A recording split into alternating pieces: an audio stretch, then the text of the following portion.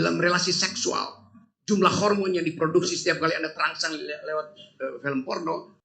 Jadi teman-teman semua, terutama anak muda, sekarang ada semacam solidaritas anak muda untuk merawat lingkungan.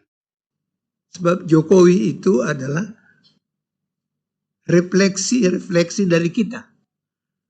Karena kita bodoh, IQ-nya rata-rata rendah, ya kita pantasnya dapat presiden seperti itu.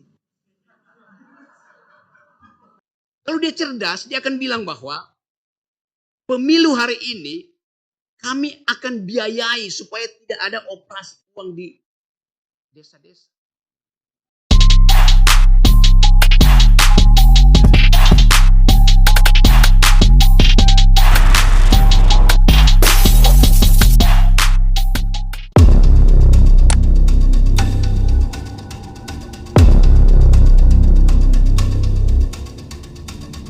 Satu pertanyaan terakhir, silakan.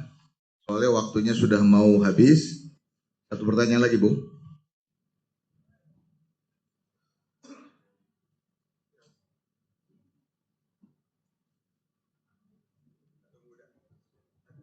Selamat siang, Bu. Ya. Saya mau bertanya berkaitan dengan apa yang tadi sempat jelaskan bahwa kita ada tren pergeseran dari market apa tadi barusan ke market society, maksudnya market ekonomi menuju ke market society. Yang saya takutkan adalah market society itu membawa otomatisasi di dalamnya. Orang-orang terbiasa dengan sesuatu yang sifatnya otomatis. Nah, saya takutnya 2040 bukannya bonus atau sesuatu yang cuma-cuma, semuanya pengen semuanya otomatis, bahkan pemerintahan pun jalan secara otomatis. Nah, apa yang mesti dilakukan untuk menggerakkan masyarakat yang memang sudah menjadi market society yang tergantung sama sesuatu yang sifatnya otomatis. Pertama itu, jangan sampai nanti menurut peribahasa ya, bagai kerbau dicucuk hidungnya mau-mau aja gitu. Nanti orang-orang ini justru berubah. Bagai kerbau yang dicucuk hidungnya justru bangga karena dianggap piercing gitu, cucukannya gitu. Ya, sampai situ. Makasih. Oke, coba kita lihat soal itu di dalam global ideas of recent civilization. Sekarang kalau kita lihat riset dunia itu, di semua universitas ada 3 cluster riset. Satu adalah soal human genome, soal DNA, yang sudah diriset kira-kira 30-40 tahun. Dan mungkin sudah selesai tapi tinggal 9-9-nya ditempel-tempel. Supaya kita paham, anak UIN tadi yang cerdas itu, Amar, Anda semester berapa sekarang? Semester 3. Rencana Anda DO semester berapa? 7, Bung, 7. Jadi dia punya rencana untuk DO, bukan untuk menyelesaikan. Artinya dia tahu di semester 7 dia udah menguasai cluster riset tertentu. Di dunia riset tentang human genome masih berlangsung tapi polanya udah selesai. Kita bisa tahu kita asal usulnya, saya di gambarnya Pak Dipo Alam, saya datang dari Minahasa. Tapi mungkin saya datang dari semak-semak Afrika 4 juta tahun yang lalu. Oke, human genome kita bisa lihat dalam peta genom manusia. Riset kedua adalah soal big data. Untuk mempelajari behavior kita dalam konsumsi, di dalam relasi seksual, jumlah hormon yang diproduksi setiap kali Anda terangsang lewat film porno, berapa persen yang oksitosinya, berapa persen dopamin, segala macam itu bisa diriset. Dengan Anda punya handphone, orang tahu behavior Anda, orientasi politik Anda. Sudah berapa kali diseruduk banteng, sudah berapa kali diikat di pohon beringin, nah itu juga bisa ketahuan. Jadi itu riset tentang big data yang bisa diserap dari aktivitas kita teknologi. Riset ketiga soal artificial intelligence, AI, yang bisa menyebabkan kita saling memalsukan diri. Nah, ini riset yang sedang tumbuh di dunia. Di BRIN risetnya hanya boleh berlangsung berdasarkan prinsip Pancasila. Kata Ibu Mega begitu. Gak boleh ada riset lain kecuali dituntun oleh Pancasila. Riset yang dituntun oleh ideologi itu bukan riset. Riset tidak boleh berbasis pada ideologi. Satu-satunya riset yang dituntun oleh ideologi itu riset tentang rest area yang dipraktekkan oleh rejim Nazi itu relativis. Basisnya ideologi. Jadi sekarang BRIN itu yang dulu dipimpin oleh Pak Dipo Alam berubah menjadi riset yang rasistis. Karena dituntun oleh ideologi. Jadi kebebasan riset pun kita lihat. Karena semua apa namanya BRIN itu kalau nggak setuju paling cao tuh. Terus kita nggak tahu yang diriset oleh BRIN apa itu. Badan Riset dan Inovasi Negara. Nah kita ingin supaya 3 klaster itu kita bahas sama-sama. Di mana posisi Indonesia di dalam 3 klaster riset. Human genome, Anda tahu human genome, Anda tahu data, Anda bisa kendalikan market. Asal usul Anda datang dari Afrika. Pembuluh darah Anda dialiri oleh jenis darah A, agriculture. Berarti mesti diproduksi makanan. Karena Anda pasti akan konsumsi itu. Untuk mengetahui berapa banyak Anda bisa produksi, berapa banyak perusahaan bisa menipu Anda, dibantu oleh artificial intelligence. Dalam politik juga begitu, politik dunia juga begitu. Tetapi yang unik hari ini, ada pertumbuhan tadi etika global. Karena merasa bahwa kalau kita andalkan bumi ini untuk dieksploitasi berdasarkan big data dengan informasi human genome yang dimanfaatkan lewat artificial intelligence, diolah lewat sini, maka kita akan jadi manusia-manusia konsumen. Itu yang membuat para ideolog kapitalis bahkan menganggap bahwa kalau model growth ini masih diteruskan, dunia ini akan hancur karena soal lingkungan. Itu dasarnya kan. Sehingga beberapa bulan lalu, beberapa tahun lalu, Davos, tempat seluruh CEO dunia yang mengerti tentang cara mengarahkan dunia, cara mengatur perang, bagaimana mencicil kemiskinan itu, bersepakat melihat bahwa saatnya menumbuhkan kembali human solidarity. Jadi ajaib, dunia sekarang bicara tentang human solidarity. Indonesia masih berupaya untuk menghasilkan produk yang sifatnya merusak alam, menggali-gali. Kan coba bayangin, di mana tambahan teknologi? Batu bara itu digali doang, dijual pakai skop aja itu bisa dijual. Di mana teknologinya? Ya pakai beho itu skop gede sama aja. Ya kan itu dasarnya kan. Sawit, orang manjat-manjat aja suruh monyet-manjat, jual jadi. Bisa dong. Jadi nggak ada nilai tambah teknologi di situ.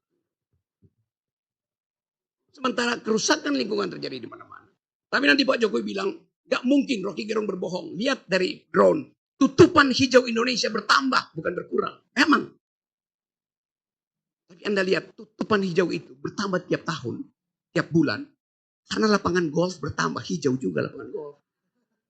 Jadi kita mesti baca secara kritis. Jadi teman-teman semua, terutama anak muda, sekarang ada semacam solidaritas anak muda untuk merawat lingkungan. Mereka akan bertanya pada Anda di UIN, mereka nggak tanya, do you speak Quran, do you speak Pancasila, mereka akan tanya, do you speak environmental ethics?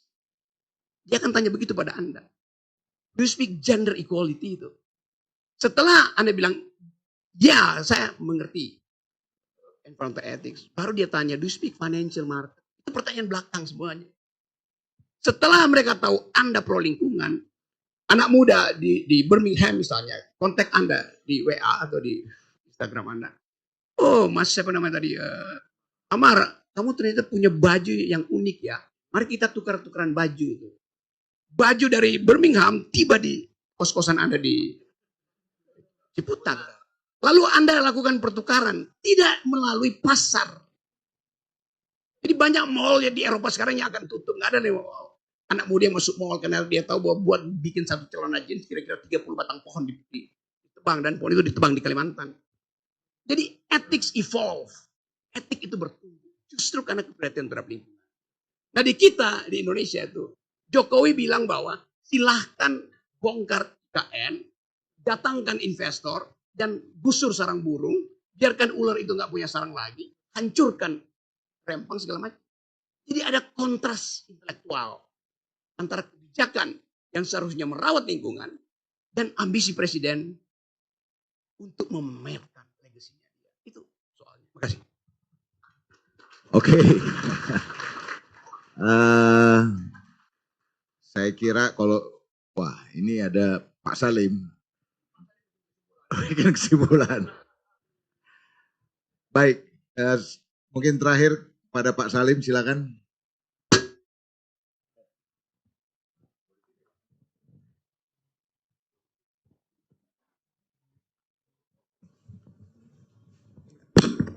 Ya, saya ini lulusan doktor politik dari Ohio State University. Ketika saya berangkat ke Amerika, saya lulusan ilmu sosial Universitas Indonesia.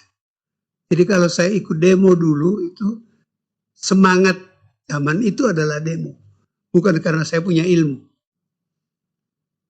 Ketika mulai kuliah di Amerika, kepada kami calon-calon doktor politik, itu kami mendapat kuliah dari berbagai keahlian.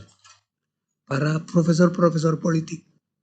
Ada satu yang saya ingat dan sampai sekarang, tadi diingatkan lagi oleh saudara Rocky. Kata profesor itu, each country deserve its own government. Setiap negeri mendapatkan pemerintahan yang pantas dia dapatkan. Jadi itu membawa saya kepada tadi analisa saudara Rocky yang sebenarnya menurut saya tidak seluruhnya harus kita serahkan kepada Jokowi. Sebab Jokowi itu adalah refleksi dari kita. Karena kita bodoh, IQ-nya rata-rata rendah, ya kita pantasnya dapat presiden seperti itu.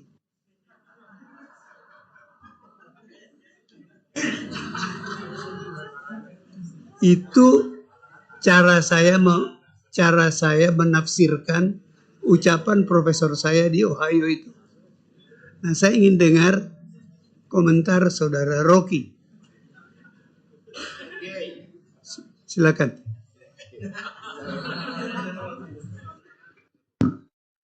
Oke, Profesor Haji Salim Said. Ya,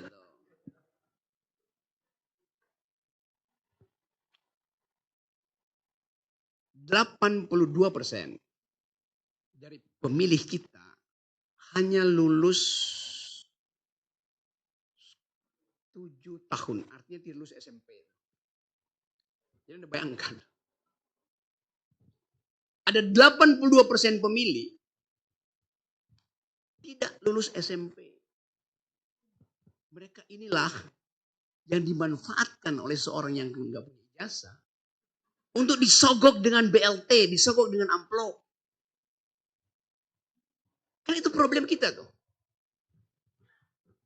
Jadi memang ada semacam resiprokasi antara keinginan untuk menguasai kedunguan publik dengan kedunguan dia sendiri. Itu korelatif.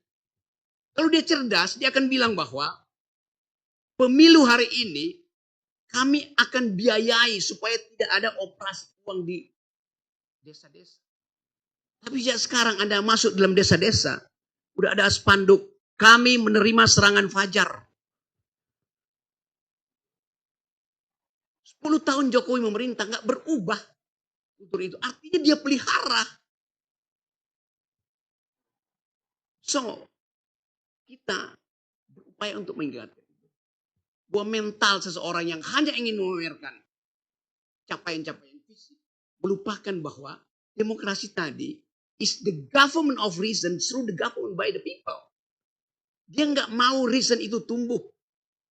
Karena kalau reason itu tumbuh, akan membayangkan kekuasaan. Kata pepatah Itali, el sueno della razón produce monstros. Bila akal tidur, maka monster akan menguasai malam. Dan monster itu sekarang lagi berupaya untuk menguasai publik politik Indonesia lewat Mahkamah Konstitusi. Itu dasarnya. Jadi sekali lagi kita mau hentikan itu.